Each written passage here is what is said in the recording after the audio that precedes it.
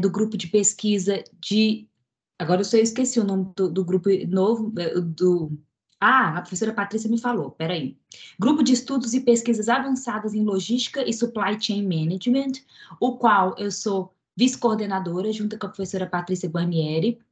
Hoje eu estou aqui com muito orgulho para acompanhar a apresentação da minha orientada de monografia, a aluna Icleda Oliveira, você está em cima do resto do nome, dos Santos.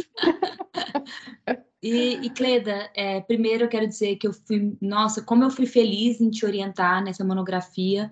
A gente descobriu muita coisa junto, então, assim, eu aprendi muito e tá na hora de você explorar e deixar esse conhecimento atingir outras pessoas, tá? Então, eu passo a palavra para você, por gentileza, se apresente e depois apresente seu trabalho. Perfeito, obrigada, Vanessa. Eu que aprendo sempre que eu tenho contato com você, contato com todo mundo do Geologs, professora Patrícia também, que articulou conosco esse encontro, né? E, enfim, só tenho que agradecer, a professora Alessandra também, né, do Departamento de Turismo, lá do Centro de Excelência em Turismo.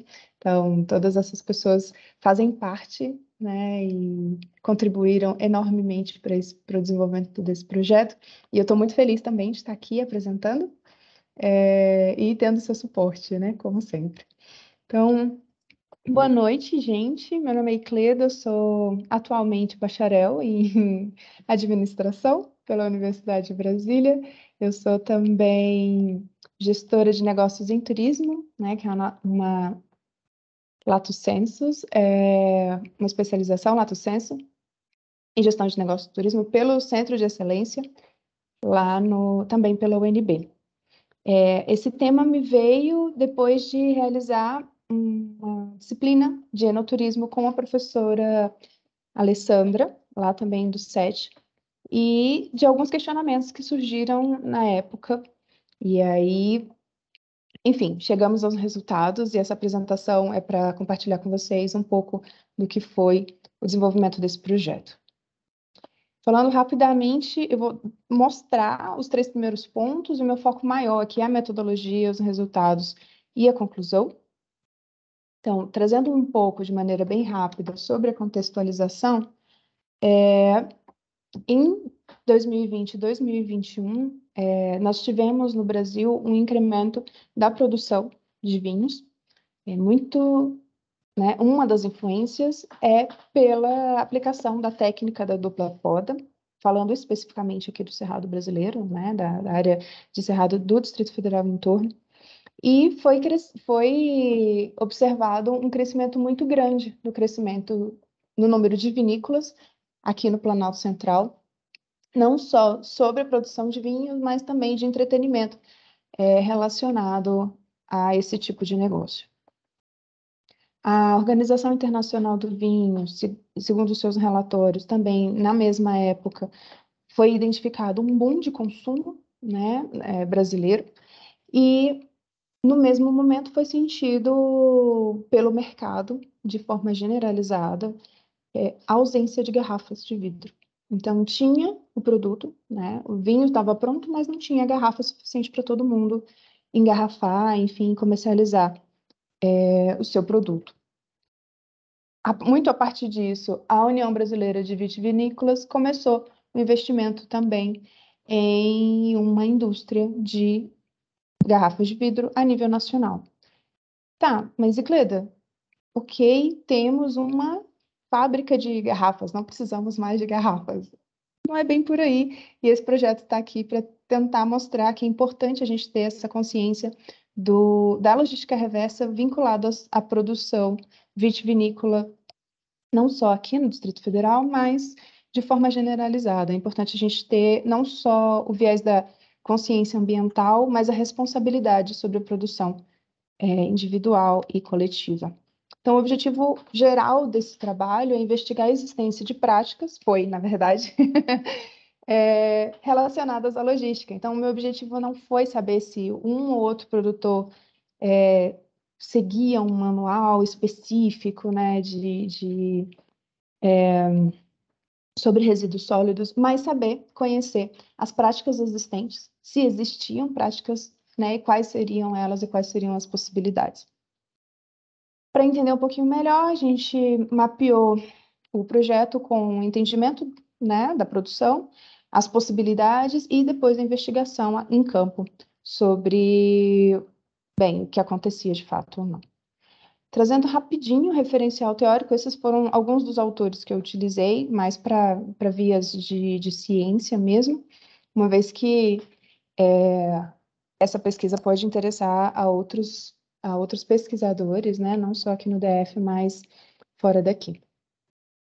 Trazendo de maneira sumarizada o referencial teórico, eu trago a definição de logística reversa, não só baseada nesses autores, mas quando eu fui investigar as organizações vitivinícolas, eu trouxe mais propriamente o conceito da lei de resíduos sólidos, né? Acho que esse é um ponto importante a ser trazido. E bem, como os slides mesmo já expõem, o vidro é, de fato, uma das matérias que é a matéria que você tem praticamente 100% de reaproveitamento, né? Então, hoje a gente tem bem pouco disso aproveitado, reciclado no país, e a diminuição de dióxido de carbono na atmosfera, ela é bem grande quando a gente se dedica a esse tipo de prática. E é importante também a gente lembrar que a prática ela é possível e aplicável já em cervejeiras. Então, a gente tem um bom referencial, por assim dizer, para investigar tudo isso.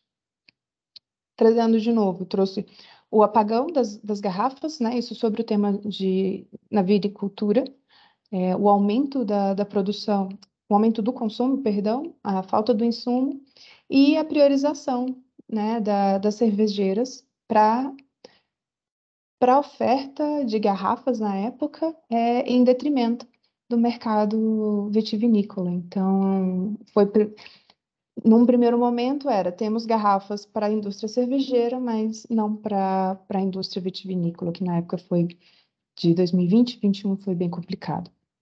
Então, falando um pouco sobre a metodologia dessa pesquisa, ela é de natureza aplicada, exploratória e qualitativa. Eu utilizei dados bibliográficos em pesquisa de campo também e dados primários e secundários do setor. Bem, trazendo de forma bem rápida de novo, né, sobre a revisão sistemática, no primeiro momento, para conhecer um pouco qual era o campo que eu ia ter, eu desenvolvi uma revisão sistemática com os termos que estão identificados no slide, numa lacuna de 10 anos. Então, foi de 2010 a 2020, desculpa, 2011 a 2021, para entender o que de fato tinha-se como produção relacionada à logística reversa e vinho aí, ou os termos em inglês, né, traduzidos. O instrumento da pesquisa foi um roteiro semi-estruturado, baseado na dissertação de Gugel, que foi um dos poucos trabalhos que eu encontrei relacionados, que já vinha que tinha o objetivo de estudar o mesmo objeto. Bem, para chegar até as instituições, né, as empresas que me receberam, eu cheguei por técnica de snowball, né, identificado por esses autores aqui, que basicamente eu encontrei um especialista, esse especialista me indicou pessoas e essas pessoas me indicaram outras pessoas. E foi assim que foi construído o público de investigação da pesquisa. E, por fim, depois de algumas movimentações, essa pesquisa foi dada como entrevista em produtividade, dado os problemas que eu tive relacionados a respostas, né? Nem todo mundo teve 100% de abertura em responder todas as pesquisas, todas as perguntas. Então, trazendo os resultados, foram entrevistadas 4 empresas, né? A média de existência delas de 3 delas é a mesma, que é até 5 anos, e uma delas é um pouquinho a mais. Então, essa que é mais velha, ela tem uma diferença relacionada à produção, mas todas as outras têm uma produção pequena. E as pessoas investigadas eram ou CEOs, né, ou diretores, né, dessas empresas, e elas são microempresas, pela classificação do IBGE. Bem, falando um pouco sobre... os resultados eu apresento em quatro grandes módulos. O primeiro é a identificação, né, a capacidade de identificação dos resíduos e ações realizadas. O segundo é a percepção de impacto. O terceiro é interesse na exploração da logística reversa. E depois as considerações finais. Bem, falando sobre a identificação de resíduos, todos os produtores têm uma percepção, né, conseguem identificar quais são os resíduos orgânicos e inorgânicos gerados a partir da produção vitivinícola, da produção do vinho, né? E aí, algo que foi muito interessante é que 3 desses produtores, que no caso são os menores, eles já fazem reutilização de garrafas de vidro.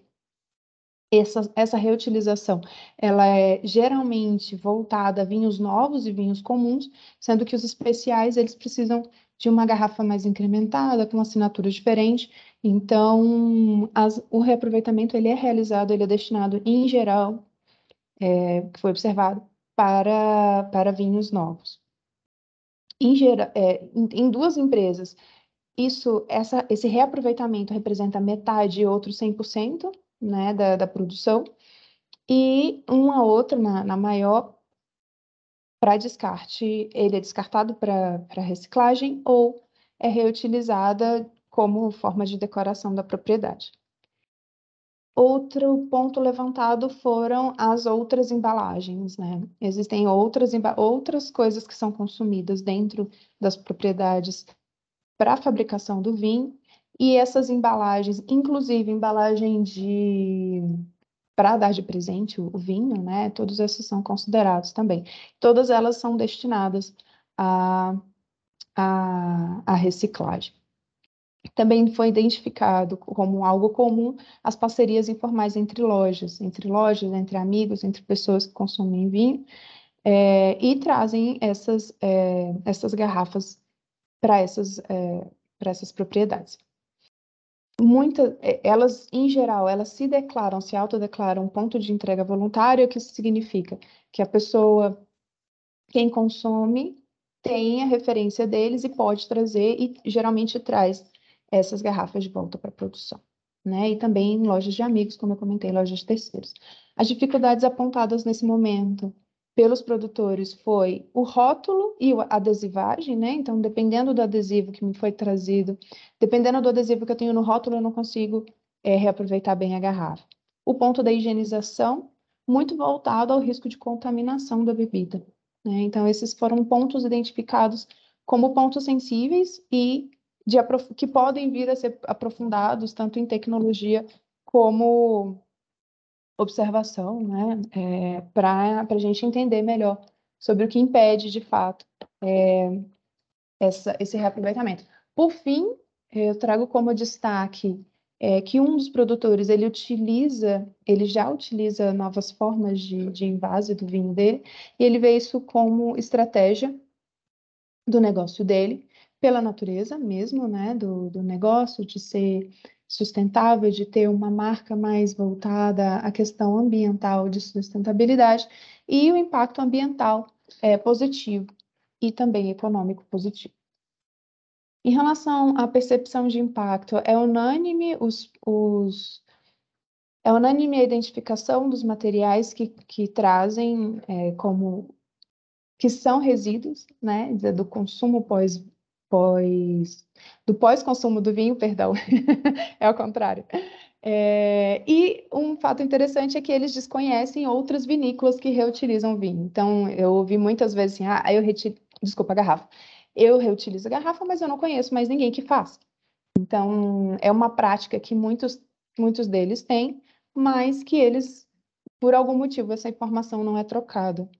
E as vantagens identificadas foram o ganho ambiental, redução de custos, a fidelização do cliente, ganho a partir de marketing, e desvantagens, como eu trouxe anteriormente, acho que é importante aqui destacar, é a gestão do insumo, né? Então, se eu tenho de novo garrafas que vão ser reutilizadas, eu preciso gerir esse insumo de alguma forma. E também foi apontada uma ausência de tecnologia para isso. Os pontos de atenção nesse momento são a preocupação com o impacto e, por fim, em contradição, a confiança com o sistema de coleta seletiva. O que eu quis dizer exatamente com isso? Não necessariamente eu destino a garrafa, o papel, o papelão, as caixas que eu tenho para reciclagem, né? O meu lixo, o meu material, o meu resíduo eu coloco em um container e a cidade tem sistema de coleta seletiva e lá eles reciclam. Então, isso se confundiu ao longo da pesquisa, né? Então, assim, muitas vezes eu percebi que os produtores não sabiam bem, não tinha uma determinada sensibilidade em relação ao bem. Eu estou destinando de fato a uma associação de catadores ou não, eu estou só descartando e a cidade já assume os riscos em relação a isso, né? Então, essa distância relacionada à autorresponsabilidade do negócio e até ao direcionamento da responsabilidade do consumidor sobre o resíduo pós-consumo. E, no segundo momento, a preocupação em se defender sobre resíduos sólidos, né, os resíduos produzidos, muito por causa da perspectiva da Lei de Resíduos Sólidos, e a existência de um plano de gerenciamento, né? Então, meu objetivo, em momento algum durante a pesquisa, foi investigar se eles tinham um plano de gerenciamento de resíduos, saber se eles estavam cumprindo X ou Y legislação, mas entender o que estava acontecendo. E eu tive uma resistência mesmo assim muito grande e de fornecimento de informações, né? Então, houve determinada resistência e uma preocupação em me trazer informações de, bem, não, eu não tenho resíduos, né? Eu não produzo resíduos, né? Teve uma das pessoas no início de uma das entrevistas chegou a me falar, não, eu não tenho resíduo nenhum, o que é um pouco complicado de se afirmar, né? Mas, enfim, esses foram os pontos de atenção que eu identifiquei. Em relação ao interesse na exploração da logística reversa, em geral, há o interesse em desenvolver práticas relacionadas sobre isso, às vezes mais focado, bem, só relacionado ao vidro, não sei identificar bem se essa resposta foi voltada a mim por eu estar investigando a questão do vidro, né? Então, não, só quero reciclar, só quero reaproveitar se for o vidro, mas existe um interesse em geral no desenvolvimento de práticas da logística reversa, o que é extremamente positivo, né? Mesmo porque muitos deles já fazem, então o que demonstra que, de alguma forma, isso já acontece. A gente precisa, talvez, oficializar e colocar isso de uma forma em que os responsáveis sejam nomeados, né? E não só os produtores, mas também os consumidores, os órgãos locais, né? As autoridades, todas as pessoas que compõem essa cadeia de responsabilidade relacionada ao retorno do material à produção. Bem, sim, outra coisa que foi unânime foi a falta, né, das garrafas. Todos os produtores sentiram falta das garrafas em 2021. A gente ainda não sabe, não é possível afirmar que foi um fenômeno que aconteceu uma vez só e não vai acontecer mais. Então, a necessidade de observar nos próximos anos, pelo menos até a indústria de garrafas, né, nacional, que em tese começou a ser construída, seja finalizada, mas é importante observar isso para saber se foi uma causa só, uma vez só, ou se um fenômeno, ou se foi algo, vai ser algo que vai vir a repetir, né? E vai se repetir. E em relação às alternativas enxergadas por eles, por causa dessa falta, foi o reuso, o maior tempo de guarda do vinho, enfim, a tentativa de compra de um desses produtores na Argentina de garrafas, e um deles decidiu fazer a produção dele, decidiu envasar a bebida dele em PET, né? Um PET específico em litro. As ações educativas que eles têm hoje, um deles tem um manual de boas práticas, e os demais, de maneira tácita e informal, passam informação da importância de reaproveitar, do reaproveitamento, da economicidade, dentro da organização. Foi sentido de forma generalizada a ausência de ações educativas com o cliente sobre o descarte correto do vidro, né? Não só sobre a garrafa inteira, mas também em caso de acidente, né? Do vidro poder machucar alguém ou, né, machucar um trabalhador que faz a coleta, ou enfim. E as dificuldades apontadas foram o interesse exclusivo dos fornecedores sobre as vendas.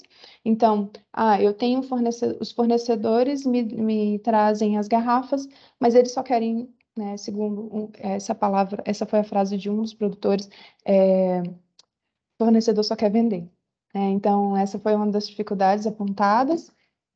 Uma outra imagem, e o tradicionalismo voltado à garrafa do vinho. Então, hoje a gente ainda tem uma concepção de que o vinho bom, o vinho de qualidade, né, o vinho que tem um renome maior, que eu vou pagar um valor maior, é aquele que vem em garrafa de vidro, e não um que vem, por exemplo, numa uma embalagem alternativa, né? E aí existem muitas, e eu não vou me arriscar a trazer todas elas. E por último, são as ações educativas dentro de vinhedo e as possibilidades dentro disso, né? Então, alguns produtores aproveitam que recebem turistas para falar um pouco sobre isso, mas isso foi uma característica específica de uma das propriedades, que, de novo, tinha um viés mais de preocupação com a sustentabilidade, preocupação com a causa ambiental. Por fim, as considerações extras foram pontos que os produtores me trouxeram que achavam relevante, né, de serem abordados. Um deles trouxe que é importante a gente separar a noção de cadeia produtiva para valor de produção. Então, uma coisa é o que são todas as pessoas integradas, né, ao longo de um processo produtivo completo, né, então desde da compra da semente, né, da uva para eu plantar, até o último momento que eu trago de volta, por assim dizer, a garrafa. Então é importante a gente lembrar que ninguém aqui está sozinho, né, isso é palavra de um dos produtores. Então, todas as pessoas envolvidas, inclusive consumidores, têm responsabilidades, né? E aí é importante a gente separar que nem todos os produtores têm essa visão, né? Uma visão de que, bem, eu posso agregar mais valor à minha produção, ao meu produto, uma vez que eu faço tal prática. O segundo entrevistado trouxe a experiência dele relacionada à indústria cervejeira. Então, ele tem um negócio, uma cervejaria, e as boas práticas da cervejaria relacionadas ao vidro ele aplica na propriedade vitivinícola dele. Então, isso é um dos pontos positivos, né? A gente tem uma indústria já, né, que está há muitos anos aí, já é sênior no mercado relacionado a essa prática, e a gente pode importar, por assim dizer, trazer esse conhecimento para dentro da indústria vitivinícola. Um terceiro entrevistado, ele traz que o tempo ele é crucial nessa mudança de paradigmas, né? Que num primeiro momento, há um tempo atrás, a gente não consumia a gente não consumia vinho com rolha que não fosse natural, com um vedante natural, né? Hoje a gente já tem uma garrafa de vinho com um vedante diferente, né? Então, esse tempo, ele é importante também na construção desses novos paradigmas de consumo. E, por último, ele tem um modelo de embalagem aliado ao marketing, né? Que é uma embalagem alternativa, de novo, não é uma embalagem de vidro, é um PET em litro, e eles se autodeclaram um case de sucesso, de fato é, e por fim ele aponta uma despreocupação geral sobre o impacto das vinícolas, né? E ele traz, palavras dele, as vinícolas não pensam em reciclar. Aconteceu um fato muito interessante aqui, eu queria destacar, que um dos entrevistados até apontou assim, eu tenho um colega que ele me traz as garrafas e tudo, e Bem, como eu diria, é, é estranho, né, a gente chegar a essa conclusão, porque ele acompanha várias vinícolas e aqui a gente vê que muitas delas têm alguma preocupação, né? Existe já uma preocupação inicial relacionada aos impactos da produção, mas que ainda a maioria delas muito provavelmente não façam. Por fim, e aí eu já termino, os objetivos foram alcançados, né? Ainda, de novo, existem ações tímidas que precisam ser estruturadas, bem estruturadas, e que a gente consiga visualizar uma efetivação, uma operacionalização melhor, até de educação, né, para os produtores, não só os pequenos, como os maiores também, relacionado à logística reversa. Nessa pesquisa, eu observei que produtores, quanto menor a produção, mais fácil de se reaproveitar a garrafa, mas é possível também fazer isso com a indústria maior, né? Com uma produção maior. Muito importante trazer esse ponto. E a mudança de hábitos, né? Então, de novo, o mercado ele está em crescimento, segundo a Organização a Organização Internacional do Vinho, perdão, e o consumidor, os paradigmas do consumidor estão mudando, né? Principalmente com as novas gerações. Então é importante também isso ser trazido, que essa consciência individual ela tem mudado muito nos últimos anos. É importante que a gente consiga enxergar essas pessoas e se adequar, né? Também ao que vem agora, mais de novo ao mercado. É importante também a gente enxergar outras indústrias, né? Que já têm know-how na área, para que a gente tenha não só como referência, mas que a gente consiga adaptar coisas novas para a realidade da indústria vitivinícola. As novas embalagens, elas vão ter um crescimento maior, inclusive elas são os números relacionados à embalagem, que é uma só tem só uma embalagem que é identificada no relatório, pelo menos até o relatório que eu vi, da Organização Internacional do Vinho, mas elas vão crescer, né, mesmo pela consciência que está mudando, e elas estão crescendo cada vez mais. Então, um número que era muito pequenininho lá no início, já tem um número maior aí dentro dos relatórios, mostrando já como factível esse crescimento. E a responsabilidade que eu já tinha comentado, né, anteriormente, que ela não precisa ser voltada e focada só no produtor, muito pelo contrário, ela deve ser distribuída para que todos os atores, né, da cadeia de produção consigam se empoderar e agir dentro né, agir dentro do seu papel, né, cada um fazendo o seu, no final das contas, as coisas acontecem de forma melhor. Essas são algumas das referências, eu agradeço. Esse é o QR Code que te leva à minha monografia. Então, se você não conseguir acessar o QR Code aqui embaixo, opa, deixa eu vir para cá. Você consegue o link, de acesso. E aí vocês têm acesso a todas as conclusões, a tudo que foi explorado, a toda aos referenciais que foram trazidos aqui. Te agradeço, Vanessa. E aí, se alguém tiver perguntas, estamos aqui para isso. E Cleda, muito obrigada pela apresentação, mais uma vez brilhante. É tão gostoso ver um aluno que terminou a monografia falar com tanto prazer e com tanto orgulho do trabalho, né? Não é à toa que é uma aluna SS, né? O trabalho ganhou essa nota muito bem merecida. Eu fiquei pensando aqui numa reflexão, primeiro sobre a logística reversa de garrafa para vinicultura, né? Vitivinicultura, ela está relacionada muito ao reuso, né? Isso. Então, assim, não o uso de garrafas recicladas, porque talvez para eles comprar garrafa reciclada, ou seja, aquela que foi destruída e transformada em outra garrafa, ou uma garrafa nova, não faça tanta diferença, ele vai comprar, vai vir, né? Mas a gente está falando aqui muito do reuso. Então, trazer uma garrafa, ela não é destruída, ela é higienizada, lavada e reutilizada, né? Perfeito. Prática que todo mundo conhece de cervejaria, né? E de refrigerante também. Aquele momento que você deixa a garrafa lá no supermercado e traz outra, né? Ela não vai, provavelmente ela não vai ser destruída, ela vai ser usada, né? Relavada, higienizada e usada. Então, assim, é uma prática muito comum, a gente está acostumado no dia a dia, mas como você mostrou aí, é algo bem que está sendo começado agora, né? Outra reflexão que eu pensei foi sobre o tamanho das vinícolas, foi o que você falou no finalzinho, a correlação entre o tamanho das vinícolas e a prática do reuso. Aí eu fiquei pensando, será que é porque as grandes vinícolas, elas têm poder de barganha, então elas têm poder de negociação, e certa facilidade de comprar grandes volumes, né, economia de escala e tudo isso, né?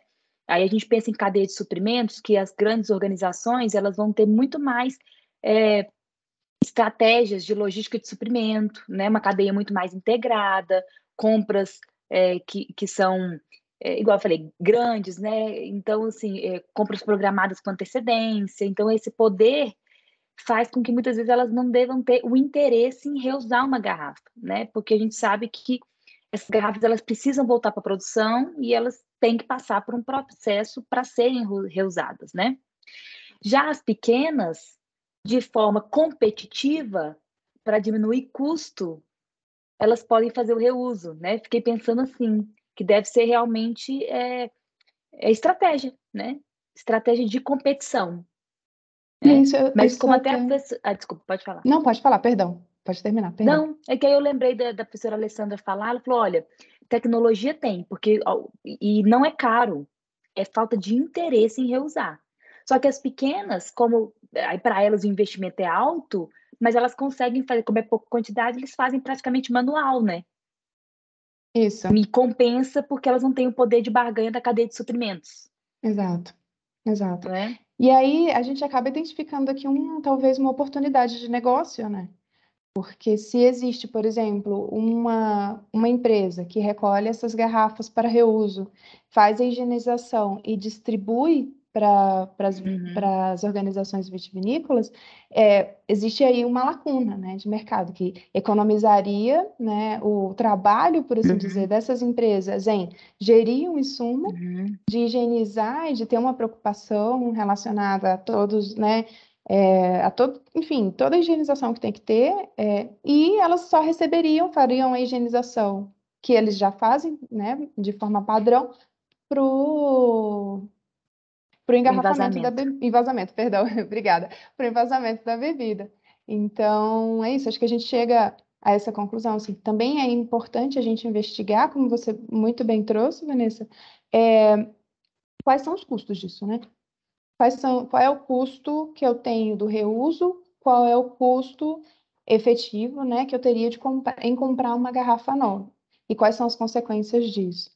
Eu lembro Uhum, que durante a monografia eu cheguei a fazer um cálculo assim simples a grosso modo, sobre quanto se economizaria assim, a diferença de utilizar uma garrafa vinda do reuso para reuso e uma outra comprada é muito, assim, é numa ordem de 10 vezes a diferença, né? uhum, Então, acho que é importante a gente também se questionar em relação a isso. E trazer isso também como estratégia do produto que eu tenho, né? Por que não? Né? uhum, Olha, eu tenho uma uhum, preocupação relacionada ao reuso, à volta do produto ao meu ciclo, eu distribuo responsabilidades e o meu objetivo é minimizar, né, o meu impacto, a minha pegada de carbono, enfim, é tentar fazer com que esse processo seja o menos sentido, né, não só pelo meio ambiente, mas também financeiramente, né, e todos ganharem com uhum. isso. Eu acho que esse é um questionamento muito importante, não só relacionadas às organizações vitivinícolas, que é o meu estudo, né, o meu objeto de estudo, mas de forma generalizada, né? Assim, o que nós de fato estamos fazendo para diminuir O impacto. o nosso impacto, de fato. É. E eu fiquei pensando isso e pensando também sobre, isso, né? A logística reversa como marketing para a organização, né? Então, expor isso como, né, como realmente a estratégia da organização, mais uma vez, mas de forma a vender mais, mas como eu sou uma empresa que faz, né, o reuso das garrafas e o impacto é menor né, no meio ambiente e tudo mais. É tem aí uma oportunidade de negócio muito grande. A gente precisa colocar essa pesquisa aí para as organizações verem, né? Precisa realmente colocar isso em jogo aí. A gente não pode guardar isso dentro da BDM para sempre, não. É isso. Exatamente isso. Você quer falar mais alguma coisa? Não, eu tô contemplada. É. Tô bem E contemplada. Cleda, eu queria agradecer mais uma vez a sua participação hoje aqui, né? De depois que você formou, já está aí traçando outras, não quero falar estratégia de novo, traçando outros caminhos, né? Mas se disponibilizou a vir falar aqui com os Diálogos, uma pesquisa excelente. Eu tenho certeza que ela vai inspirar outros alunos que querem falar sobre logística reversa, principalmente de vidro, porque eles têm muita curiosidade, e também a produtores que vão poder usar isso como uma ferramenta para incrementar a sua produção. Então, eu só tenho a agradecer, Cleda. Eu que agradeço, imagina, Vanessa. Eu espero que seja utilizada aí até para questionamentos, né, em sala de aula, os professores também, que a gente consiga chegar a todos, né? E, enfim, que a gente possa se questionar sobre as nossas responsabilidades, e os nossos impactos, né, no nosso mundo, para a gente conseguir fazer tudo certinho da agora em diante. Pelo menos tentar. Exatamente, ou pelo menos melhorar, né? Ou Exato. pelo menos melhorar. Afinal de contas, né, o caminho é árduo, mas a gente tem que dar o primeiro passo. Exato, exatamente. Obrigada. Bom, então, obrigada a todo mundo que vai assistir depois o nosso encontro, né? E se vocês tiverem alguma dúvida, vocês podem entrar em contato com a Icleda, vocês podem entrar em contato também com os Diálogos. Esse é um encontro aberto, então ele vai ficar disponível para qualquer um que quiser, que tiver interesse no tema. Muito obrigada a todos e até mais. Obrigada, gente. Boa noite. Boa noite. Sim.